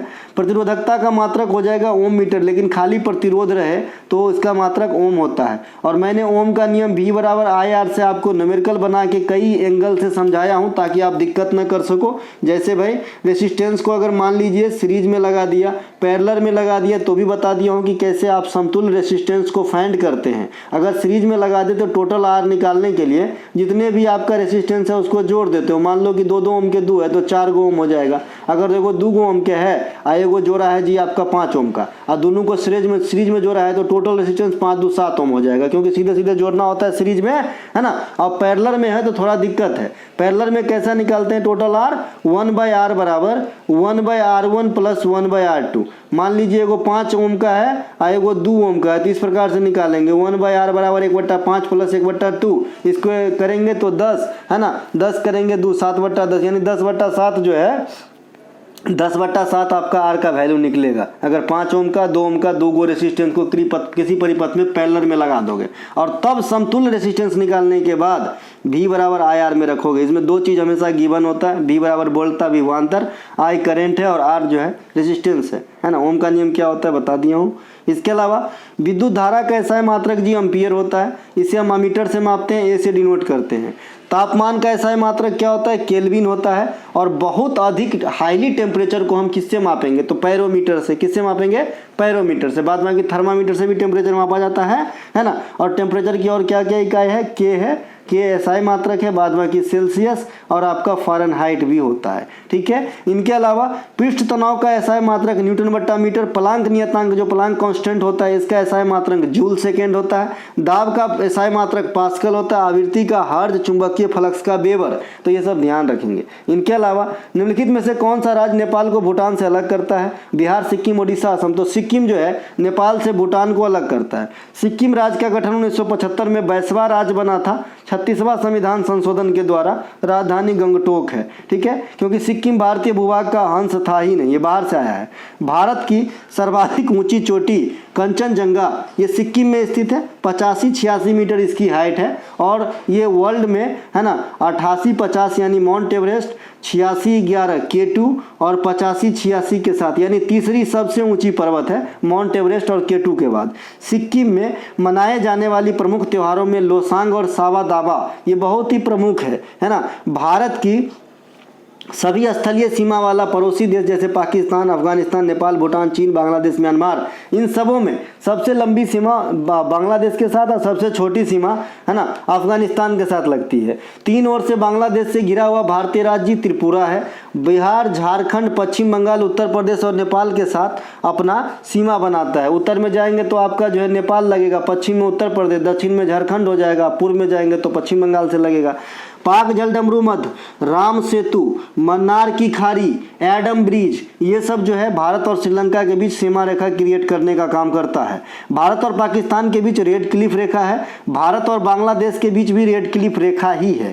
खैबर दर्रा अफगानिस्तान और पाकिस्तान के बीच है, लेकिन मान लीजिए कि पाकिस्तान ऑप्शन में नहीं है तो अफगानिस्तान इंडिया के बीच भी चला लेंगे काम, है ना। मैं ऐसा देखा हूँ ऑप्शन, है ना, क्योंकि भाई इंडिया से ही पाकिस्तान निकला है ना। जैसे कहीं कहीं आप देखते हो है ना कि गंगा का नाम ना अलकनंदा भी लिख देता है, बहुत सारी जगह मैं ऐसा देखा हूँ, है ना। तो आपको जो है सोर्स से भी काम थोड़ा सा, जैसे ऊपर के स्लाइड में ही देखिए पाकिस्तान के बीच और भारत के बीच रेड क्लिफ रेखा, लेकिन पाकिस्तान ऑप्शन में नहीं तो बांग्लादेश के साथ भी काम चला लेंगे। ठीक है, इसके अलावा लेकिन अब तो स्वतंत्र है, अफगानिस्तान और पाकिस्तान अलग अलग है, तो इनके बीच में ओरिजिनली स्थित है खैबर दर्रा, खैबर पास। इनके अलावा लखनऊ घराने की नींव किसने रखा था? बख्शू खान, है ना। बख्शू खान प्रमुख क्या थे? तबला वादक थे, जिन्होंने लखनऊ घराना को जो है नींव मतलब फले फुलाने में अहम योगदान दिए थे। देखिए लखनऊ घराना से संबंधित जो है आपका और कथक नृत्य से संबंधित जो अवध के नवाब हुए, ये हुए जी बाजिद अली शाह। ये अवध के अंतिम नवाब माने जाते हैं और इन्हीं के संरक्षण प्राप्त थे आपको लखनऊ घराने को भी और कथक नृत्य जो शास्त्रीय नृत्य है उत्तर भारत या उत्तर प्रदेश की। इनके अलावा इंदौर घराना के संस्थापक आमिर खान है, उस्ताद आमिर खान। इनके अलावा ग्वालियर घराना के संस्थापक हद्दू खान, हस्सू खान, नत्थू खान। किराना घराना के संस्थापक अब्दुल करीम खान। जयपुर अतरौली घराना के संस्थापक अल्लादिया खान। पटियाला घराना के संस्थापक उस्ताद फतेह अली खान और उस्ताद अली बख्श। मेवाती घराना के संस्थापक घग्गे नजीर खान। ये सभी कुछ घराने हैं जिसका मैं आज संस्थापक लेके चला हूँ। अगले वीडियो में इनसे संबंधित इंपॉर्टेंट कलाकार को लेके आ जाऊंगा, है ना। मेरा नज़र हर जगह है कि आपकी जो है टॉपिक ख़त्म कराया जा रहा है और लगभग मैं जो प्रश्न पकड़ता हूँ आपको जितना चाहिए उतना ज़रूर देता हूँ। तो आप लोग जो है विश्वास करके पढ़िए भाई, है ना, काम आएगा, है ना। दिल्ली पुलिस का रिजल्ट आया, 200 के करीब बच्चे ने क्रेडिट दिया। बहुत बहुत धन्यवाद उन सभी बच्चों को जो पास हुए, जो नहीं पास हुए वो भी जल्द पास हो जाएंगे भाई। इसके अलावा अगर आपको जो देखना है ये कि मैं ऐसे ही बोल रहा हूँ कि सही बोल रहा हूँ, तो मैंने जो है टेलीग्राम पे भी पोस्ट किया था और शायद कुछ स्क्रीनशॉट जो है मैंने यूट्यूब पे भी पोस्ट किया था, तो आप देखे ही होंगे। इनके अलावा निम्नलिखित में से कौन सा शहर कर्क रेखा से सबसे दूर है? भुवनेश्वर, डूंगरपुर, रांची, देहरादून। तो इसमें से सबसे दूर कौन सा हो जाएगा? मेरे जो है देहरादून। उत्तराखंड में थोड़ी ना कर्क रेखा जाती है, तो भुवनेश्वर, है ना। भुवनेश्वर में भी कर्क रेखा तो नहीं जाती है, तो यहाँ पे दो ऑप्शन हो गया, है ना। डूंगरपुर ये राजस्थान सही है, रांची भी सही है। यहाँ से थोड़ा सा हटा लीजिएगा, एक ऑप्शन हटा लीजिए। भुवनेश्वर के अलावा जो है गांधीनगर डाल दीजिए। चलिए गांधीनगर डाल दीजिए, एक ऑप्शन थोड़ा सा सटीक डाल दीजिए, गांधीनगर डाल दीजिए, मैं कर दूंगा। तो ये आपका डी हो जाएगा जी, देहरादून। नहीं तो 2 आंसर हो जाएगा इसमें, भुवनेश्वर भी हो जाएगा, देहरादून भी हो जाएगा ना। कर्क रेखा भारत के 8 राज्यों से होकर गुजरती है। पश्चिम से पूर्व की दिशा की ओर अगर आप चलेंगे तो सबसे पहले गुजरात मिलेगा, राजस्थान, मध्य प्रदेश, छत्तीसगढ़, फिर मिलेगा आपको झारखंड, पश्चिम बंगाल, त्रिपुरा और मिजोरम। तो ये वो 8 स्टेट है जहां से कर्क रेखा चलती है भारत में। भारत का मानक समय 5 राज्यों से होकर गुजरती है। VVI पॉइंट करके रखेंगे, अच्छे बच्चे गड़बड़ कर देते हैं। उत्तर प्रदेश, मध्य प्रदेश, छत्तीसगढ़, उड़ीसा और आंध्र प्रदेश। कर्क रेखा को 2 बार पार करने वाली भारतीय नदी माही है। भूमध्य रेखा के आसपास के क्षेत्र को डोलोड्रम कहते हैं। क्या कहते हैं? डोलोड्रम कहते हैं। यहाँ पे फलों की खेती काफ़ी अच्छे होते हैं, है ना, मच्छर है होते हैं। इसके अलावा 23.5 डिग्री उत्तरी देशांतर को क्या कहते हैं? कर्क रेखा। तथा 23.5 डिग्री दक्षिणी देशांतर को क्या कहते हैं? मकर रेखा। 0 डिग्री को कहते हैं मुख्य मध्याह्न रेखा या प्राइम मेरिडियन रेखा, जो कहाँ से होकर गुजरती है? ग्रीनविच से होकर गुजरती है। 180 डिग्री देशांतर को अंतर्राष्ट्रीय तिथि रेखा कहा जाता है। तो ये कुछ आपके जो है ज्योग्राफिकल आपका डाटा है जिसे क्या कहा जाता है, ध्यान रखिएगा, आपके एग्जाम में आता है। और 1 डिग्री के अंतर से कितने मिनट की अंतर? तो 4 मिनट की अंतर होती है। एक क्वेश्चन पूछा जाता है कि मान लीजिए ग्रीनविच है, ग्रीनविच से अगर आप पूर्व की दूरी तय करेंगे तो समय बढ़ता है, पश्चिम की तरफ जाएंगे तो समय घटता है। ठीक है मेरे भाई। इसके अलावा तुजुक ए जहांगीरी किस भाषा में मूल रूप से लिखा गया? फारसी में। तुजुक ए जहांगीरी पुस्तक के लेखक जहांगीर स्वयं है। इस पुस्तक को फारसी में लिखा गया था। जहांगीर मुगल वंश के चतुर्थ शासक हुए, सलीम कहलाते थे, अकबर के बाद आए थे, अकबर के बेटा थे। चित्रकला का स्वर्ण काल इन्हीं के काल को कहा गया मुगल वंशों में। जहांगीर को न्याय के जंजीर के लिए जाना जाता है। श्रीनगर में शालीमार बाग का निर्माण जहांगीर ने करवाया था। सल्तनत काल में मोरक्को के निवासी इब्न बतूता, जो मोहम्मद बिन तुगलक के काल में भारत आया था, रेला नामक पुस्तक अरबी भाषा में लिखा था। मुगल वंश के संस्थापक बाबर अपनी आत्मकथा बाबरनामा को तुर्की भाषा में जो है लिखे थे। ज्योतिबा फुले के द्वारा लिखी गई पुस्तक गुलामगिरी मराठी भाषा में लिखा गया था। बाल गंगाधर तिलक के द्वारा प्रकाशित भाषा पुस्तक मराठा, है ना, ये मराठा पत्र जो है अंग्रेजी भाषा में, और वो इन्होंने ही लिखे थे। केसरी जो है ये मराठी भाषा में लिखे थे, और जो मराठी जिसका शीर्षक दिया गया था मराठा, वो अंग्रेजी भाषा का था। ठीक है मेरे भाई। इसके अलावा दादा भाई नौरोजी के द्वारा संवाद कौमुदी बांग्ला भाषा में लिखा गया था। तो ये बात भी आपको ध्यान रखेंगे। ठीक है, दादा भाई नौरोजी के द्वारा नहीं संवाद कौमुदी जो है राजा राम मोहन राय के द्वारा लिखा गया। गलत किया है टाइप, राजा राम मोहन राय के द्वारा जो है लिखा गया है। देखिए दोस्तों, कंटेंट मैं खुद ही सोच के पहले पेज पे देता हूँ, टाइप कोई और कर देता है हमारे घर के सदस्य, तो कुछ हो जाता है। मैं आपको जब PDF देता हूँ तो सीधा करके देता हूँ, कोई दिक्कत नहीं है, ठीक है। तो राजा राम मोहन राय के द्वारा संवाद कौमुदी जो है लिखा गया था, तो ये बात भी ध्यान रखेंगे। और एगो मिरातुल अखबार भी चलाया गया था राजा राम मोहन राय के द्वारा। राजा राम मोहन राय के द्वारा जो है आपका ब्रह्म समाज और आत्मीय समाज का भी गठन किया गया था, ठीक है। अगला प्रश्न है हमारा, निम्नलिखित में से किस अंतर आणविक बल को लंदन बल भी कहा जाता है। देखिए, लंदन बल जो है प्रकीर्णन बल को कहा जाता है। द्रव्य द्वारा लगाए जाने वाली घर्षण बल को कर्षण भी कहा जाता है। द्रवीय पदार्थ के द्वारा जो या फिर तरल के द्वारा जो घर्षण बल उत्पन्न होता है उसे कर्षण भी कहते हैं। प्रकृति में 4 मूलभूत बल होते हैं, जिसमें गुरुत्वाकर्षण बल सबसे कमजोर होता है। गुरुत्वाकर्षण बल जो पृथ्वी का खिंचाव बल है। 4 मूलभूत बल कौन सा है? गुरुत्वाकर्षण बल, विद्युत चुंबकीय बल, कमजोर परमाणु बल और जो है मजबूत परमाणु बल। तो मजबूत परमाणु बल सबसे जो है ज़्यादा बल वाला बल होगा, नाम से स्पष्ट है। इसके अलावा आभासी बल के द्वारा किया गया कार्य का वैल्यू हमेशा शून्य होता है। आभासी बल जैसे कोई विराम अवस्था की वजह से कार में आप बैठे और जब कार चलेगा तो थोड़ा सा पीठ में हल्का धक्का महसूस होता है, क्योंकि आप तो बल लगाते नहीं हो, है ना। तो ऐसे बल को जो आभास होता है आपको आभासी बल कहा जाता है। ये वास्तविक बल बिल्कुल नहीं होता है और इसे गैर वास्तविक बल भी कहा जाता है। और इसमें जो किया गया काम है ना, आप फील किए हो, आप कोई काम किए थे क्या उस समय जब आपको लगा था झटका? तो नहीं ना। तो इसी बल को जो है शून्य, मतलब कार जो है हमेशा शून्य होता है आभासी बल में। इसके अलावा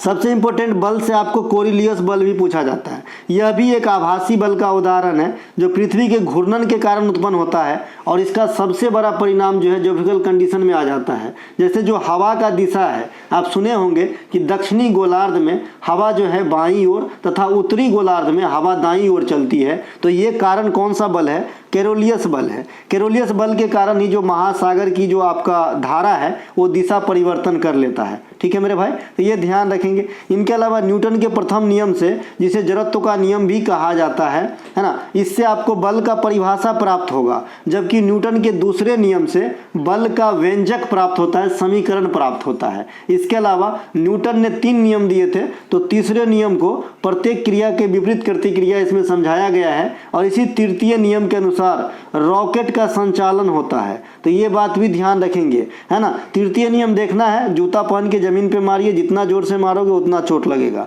है ना। बॉल को पटकिए, जितना जोर से पटकोगे उतना ऊपर जाएगा, ये तृतीय नियम दर्शाता है।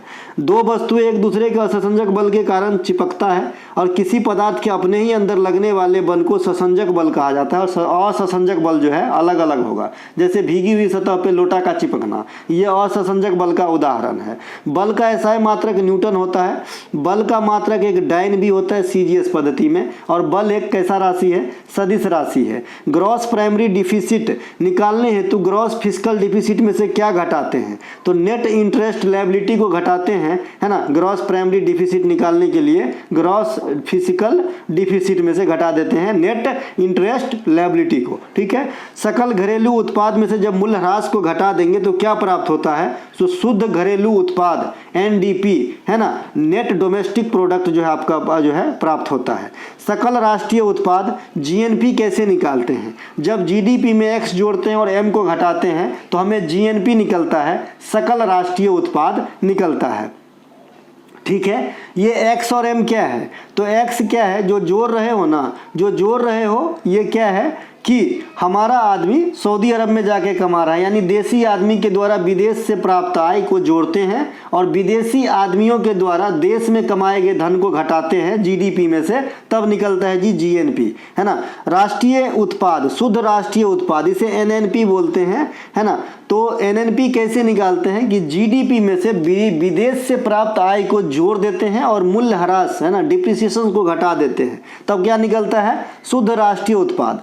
इसी शुद्ध राष्ट्रीय उत्पाद को किसी देश का राष्ट्रीय आय कहा जाता है और किसी देश को अगर भापना हो कि कितने पानी में है तो उसका राष्ट्रीय आय देखा जाता है। यानी राष्ट्रीय आय जो है सबसे अधिक अच्छा पैमाना है किसी देश की स्थिति जानने हेतु। निम्नलिखित में से किस खेल से संबंधित शब्दावली में खेल का मिलान गलत किया गया है? ड्यूस टेनिस से एकदम सही है जी। फ्री थ्रो वॉलीबॉल, है ना। इसके अलावा ये भी सही है। टाइम आउट क्रिकेट, ये भी सही है। अभी तो ये काफ़ी फेमस होगा टाइम आउट जी, क्योंकि टाइम आउट के कारण एंजेलो मैथ्यूज आउट होने वाला पहला बल्लेबाज बना है श्रीलंका और बांग्लादेश के साथ वर्ल्ड कप में जो मैच हुआ था। ब्लू लाइन ये बैडमिंटन, ये गलत किया गया है, ब्लू लाइन बैडमिंटन से नहीं होती है। इनके अलावा टेनिस खेल में टेनिस खेल से संबंधित कुछ शब्द की बात करेंगे। फॉल्ट होगा, ड्यूस होगा, डबल फॉल्ट होगा, हाफ वॉली होगा, ग्राउंड स्ट्रोक्स होगा, smash, wild card, tie breaker, foot fault, base line, ये सभी के सभी टेनिस से जुड़े हुए शब्दावली के शब्द हैं। टेनिस की लंबाई होती है टेनिस खेल में, है ना, 73.77 मीटर और टेनिस खेल में चौड़ाई होती है 10.97 मीटर। ये डायामीटर से आजकल फैशन चला है क्वेश्चन पूछने का, इसीलिए हर खेल जिसकी भी डिस्कस करता हूँ उसका डायामीटर जरूर बताता हूँ। लॉन टेनिस से संबंधित कुछ प्रतियोगिता, एक वो टेनिस लॉन टेनिस होता है, वो टेबल टेनिस होता है। तो लॉन टेनिस मतलब मेन टेनिस है, टेबल टेनिस जब भी कहेगा तो उसके पीछे टेबल जरूर लगाएगा, खाली टेनिस है तो समझिएगा लॉन टेनिस, ठीक है। लॉन टेनिस से संबंधित कुछ प्रतियोगिता का नाम, जैसे यूथांट कप, ऑस्ट्रेलिया ओपन, अमेरिकी ओपन, फ्रांसीसी ओपन, विंबलडन, ये चारों के बारे में मैं बता चुका हूँ। सबसे पुराना कौन है, सबसे नया कौन है, कौन किस ग्राउंड पे खेले जाते हैं और लेटेस्ट में कौन कौन जो है महिला एकल पुरुष एकल के विजेता है, साल के क्रम में किस कौन से कब खेले जाते हैं, ये सब पास्ट क्लास में बता दिया क्योंकि यहाँ से क्वेश्चन निकलते हैं। इनके अलावा भारत के ओलंपिक में टेनिस खेल में सर्वप्रथम पदक किसने दिलाया, लिएंडर पेस ने दिलाया था। ये ओलंपिक कहाँ हुआ था, अटलांटा ओलंपिक हुआ था 1996 में, ठीक है। तो यहीं पे जो है लिएंडर पेस ने कांस्य पदक दिलाया था टेनिस खेल के अंदर पहली बार।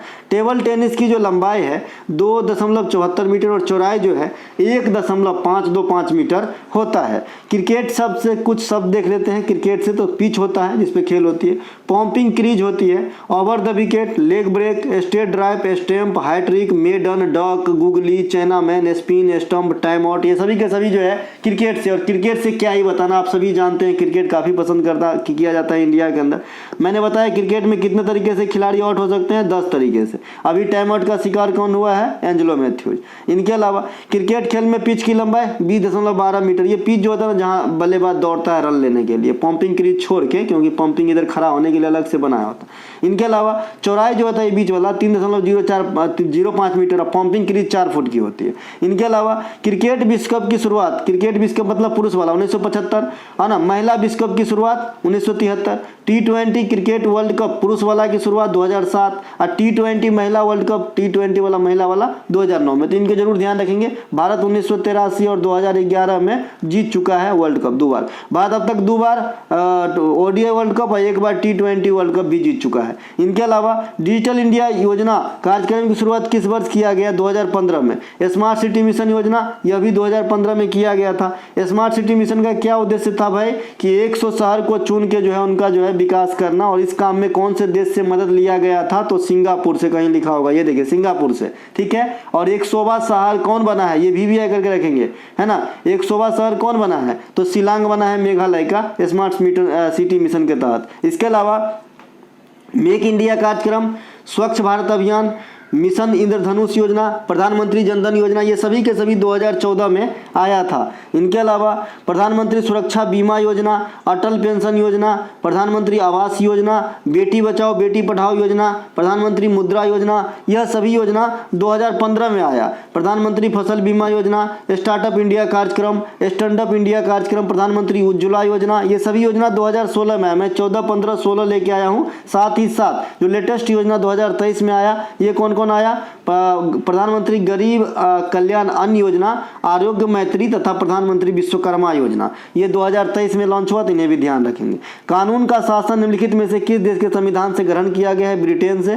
संसदीय प्रणाली हो गया, एकल नागरिकता, द्विसदनीय व्यवस्था, विधि निर्माण प्रक्रिया, संसदीय विशेषाधिकार इत्यादि, ये सभी ब्रिटेन के संविधान से लिया गया है। देखिए कानून का शासन मतलब विधि का शासन, लेकिन विधि द्वारा स्थापित प्रक्रिया या फिर कानून द्वारा स्थापित प्रक्रिया जो है ये जापान के संविधान से हो जाएगा, जो इस पॉइंट में आप देख रहे हैं। दोनों अलग अलग चीज है, ध्यान रखिएगा।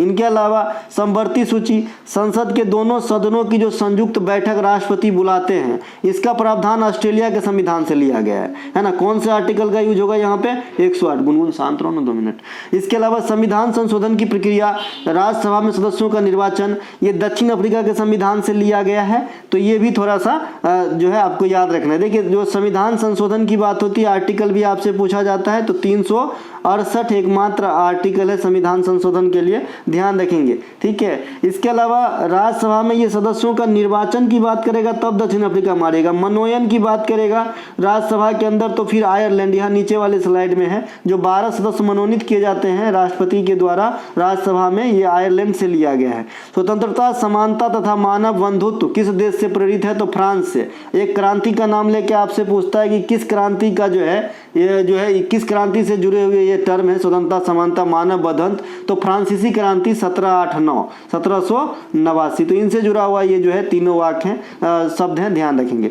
मौलिक अधिकार, प्रस्तावना के शब्द, राष्ट्रपति पर महाभियोग, उपराष्ट्रपति का पद अमेरिका के संविधान से लिया गया है। प्रस्तावना की भाषा देखिए अमेरिका के संविधान से लिया गया है ना, जबकि एक सेकेंड, प्रस्तावना की भाषा, यहाँ पर प्रस्तावना के शब्द अमेरिका से, प्रस्तावना की भाषा यहाँ पे थोड़ा सा गलत है ना, प्रस्तावना की भाषा जो है यहाँ पे थोड़ा सा गलत होगा, है ना, प्रस्तावना के शब्द लिए गए अमेरिका से, न कि प्रस्तावना की भाषा लिया गया अमेरिका से, तो ये ध्यान रखेंगे।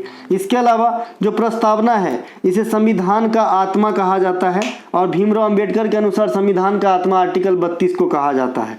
यहाँ पे ये वाली लाइन थोड़ी सी छोड़िएगा, इसको इग्नोर कीजिएगा। प्रस्तावना के शब्द लिए गए हैं, इसी लैंग्वेज में पूछेगा तब अमेरिका मारिएगा, ठीक है। इसके अलावा नीति आयोग के प्रथम महिला CEO कौन है, सिंधु श्री खुल्लर, एकमात्र महिला। 2015 में नीति आयोग आए थे, जो है आपके किसके जगह पे स्थापित करा गया, तो ये करवाया गया योजना आयोग के जगह पे। जिस प्रकार से गेट के जगह पे WTO आया, इंपीरियल बैंक ऑफ इंडिया के जगह पे SBI आया, उसी प्रकार से 2015 में नीति आयोग आ गया योजना आयोग के जगह पे। नीति आयोग में भी अध्यक्ष कौन होते हैं, तत्कालीन प्रधानमंत्री यानी नरेंद्र मोदी प्रथम अध्यक्ष बने थे, अभी भी नरेंद्र मोदी ही है। उपाध्यक्ष पहला अरविंद पनगड़िया जी, और प्रथम CEO सिंधु श्री खुल्लर मैडम, जो एकमात्र महिला अभी तक बनी है CEO नीति आयोग के अंदर। इनके अलावा वर्तमान नीति आयोग के उपाध्यक्ष कौन है, सुमन कुमार बेरी, और CEO कौन है, BVR सुब्रमण्यम। सुमन कुमार बेरी राजीव कुमार साहब का स्थान लिए थे पिछले साल, और BVR सुब्रमण्यम जो है अमिताभ कांत का जगह लिए थे, तो ये बात भी आपको, सॉरी, परमेश्वरम साहब का जगह लिए थे। किसके साथ जगह लिए थे, परमेश्वरम साहब का जगह लिए थे। अमिताभ साहब के बाद परमेश्वरम साहब आए, फिर आए BVR सुब्रमण्यम। इनके अलावा नीति आयोग कैसा निकाय है, तो गैर संवैधानिक निकाय है। योजना आयोग भी गैर संवैधानिक निकाय थी, स्थापना 1950 में हुआ था योजना आयोग का। योजना आयोग कुल कितने पंचवर्षीय योजना बनाए, 12। अंतिम क्या था 2012-2017। योजना आयोग के प्रथम अध्यक्ष कौन, ये जवाहरलाल नेहरू, स्वाभाविक बात है प्रधानमंत्री होते हैं, लेकिन पहले उपाध्यक्ष कौन थे, गुलजारी लाल नंदा योजना आयोग में। इनके अलावा वाटर गैस या जल गैस किसे कहा जाता है, तो वाटर गैस या जल गैस जो है ये कहा जाता है कि कार्बन मोनोऑक्साइड और हाइड्रोजन के मिश्रण को हम वाटर गैस या जल गैस कहते हैं। प्राकृतिक गैस का मुख्य स्रोत क्या है, मीथेन है। प्रोड्यूसर गैस क्या होता है, कार्बन मोनोऑक्साइड के साथ नाइट्रोजन का मिश्रण को हम क्या कहते हैं, प्रोड्यूसर गैस कहते हैं। घरेलू इस्तेमाल होने वाली जो LPG है, लिक्विड पेट्रोलियम गैस है, इसमें किसका किसका घटक होता है, तो ब्यूटेन और प्रोपेन का, ठीक है। कौन सा ब्यूटेन, तो आइसोब्यूटेन। इसके अलावा संपीड़ित प्राकृतिक गैस जो कंप्रेस्ड नेचुरल गैस है, CNG है, जो आजकल ज़्यादातर वाहन CNG पे चल रहा है, इसका मुख्य घटक क्या होता है, मीथेन और इथेन होता है। SO2 और NO2 के कारण क्या होता है, अम्लीय वर्षा होती है, जैसा कि पहले वाली स्लाइड में बताया था। एलिफेंटा जलप्रपात भारत के किस राज्य में स्थित है, देखिए एलिफेंटा से काफी कंफ्यूजन है। एक तो एलिफेंटा जलप्रपात है जी, एक एलिफेंटा पास है जी, एक एलिफेंटा गुफा है जी, एक एलिफेंटा प्रोजेक्ट है जी, है ना। तो ये सभी के सभी थोड़ा सा है ना एलिफेंट से संबंधित चीज है ना। तो एलिफेंटा जलप्रपात मेघालय में है। मेघालय में बलफक्रम है, नौकरेक है, गारो खासी जयंतिया पर्वतमाला है। एलिफेंटा की गुफा महाराष्ट्र में स्थित है, और एलिफेंटा जो पास है ये श्रीलंका में स्थित है। दोनों बात ध्यान रखेंगे। इनके अलावा भारत में सर्वाधिक ऊंचाई पर जो स्थित जलप्रपात है कुचिकल जलप्रपात है, ये बराही नदी पे कर्नाटक में है। और विश्व में सबसे ऊंची जलप्रपात एंजील जलप्रपात है। बिहार के नवादा में ककोला जलप्रपात है। रजरप्पा और हुंडरू जलप्रपात ये झारखंड में है। चित्रकूट जलप्रपात छत्तीसगढ़ में, इसे भारत का नियाग्रा फॉल कहा जाता है। नियाग्रा फॉल अपने आप में कहाँ है, अमेरिका और कनाडा में है ना, तो इसे भी ध्यान रखेंगे। और तथा धुआंधार और कपिलधारा जलप्रपात ये कहाँ पे है, तो ये मध्य प्रदेश में। तो दोस्तों ये थे इस वीडियो का अंतिम क्वेश्चन। अगर आपको अच्छा लगा हो तो लाइक जरूर करें, अपने दोस्तों के साथ शेयर जरूर करें। मैं वही कंटेंट पढ़ाऊंगा जो आपके एग्जाम में आएंगे, और ज़्यादा की बात नहीं करते, सिर्फ पढ़ाई की बात करते हैं, मजाक मस्ती और भीड़ भाड़ से दूर। अगर आप वास्तव में चाहते हैं कि हमें कुछ अच्छा करना है, मैं ये नहीं कहता हूँ कि सिर्फ आप मुझसे मेरे से ही पढ़िए, आप जहाँ पढ़ते हैं जो पढ़ते हैं पढ़ते रहिए, लेकिन मेरे से ज़रूर पढ़िए, है ना, क्योंकि ये ये कंटेंट वो है जो आपके एग्जाम हॉल के अंदर नजर आएगा। ऐसा नहीं कि मैंने 5 घंटा की क्लास में आपको पढ़ाया तो उससे एक क्वेश्चन मिलेगा, जी नहीं। अगर आपने 1 आध घंटा मेरा क्लास दिया है तो उससे जो है आपको जरूर वैसा क्वेश्चन मिलेगा जो जनरली बच्चे नहीं कर पाएंगे, क्योंकि आप जानते हैं कि सभी प्रश्न को जो है एक्स्ट्रा फैक्ट कुछ उस नीचे से लाया गया होता है। जो एग्जामिनर आगे सोचेगा पहले ही आप लिए सोच करके जो है आपके लिए लेकर के आता हूँ। तो थोड़ा सा आप लोगों से सपोर्ट चाहिए। और बाद बाकी पीडीएफ के बारे में कोई भी जानकारी चाहिए, इस वीडियो के डिस्क्रिप्शन बहुत सारे बच्चे जो है कहाँ होती है नहीं जानते हैं। तो जो वीडियो देखते हैं उसके नीचे एक मोर ऑप्शन दिख रहा होता है डॉट डॉट करके, इस मोर पे जैसे ही क्लिक करते हैं एक बहुत सारा लंबा चौड़ा लिस्ट खुलता है जो वीडियो के बारे में लिखा गया होता है। वहीं पे आपको यहाँ पे नीचे में लिखा होगा पीडीएफ और वहाँ एक लिंक होगा, आप लिंक क्लिक करेंगे आपको व्हाट्सएप पे ले जाएगा, आपको मैसेज करना है, आपको जानकारी दे दी जाएगी। जय हिंद दोस्तों।